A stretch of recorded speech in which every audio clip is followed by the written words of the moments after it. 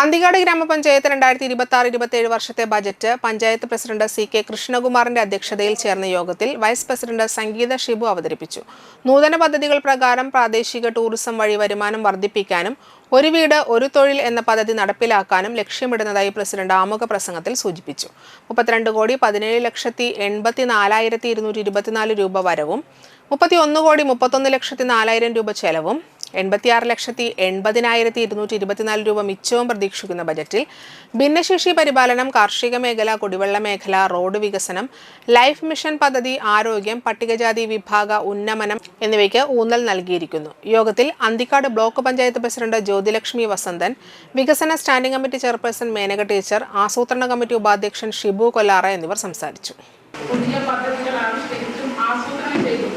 ജനക്ഷേമം സാധ്യമാകുന്ന പ്രവർത്തനങ്ങൾക്ക് പ്രാധാന്യം നൽകിയുമാണ് 2026-27 ബജറ്റ് തയ്യാറാക്കിയിരിക്കുന്നത്.